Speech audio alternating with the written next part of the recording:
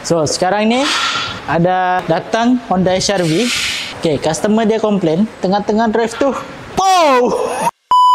Saya nak cerita Honda HR-V tahun 2017.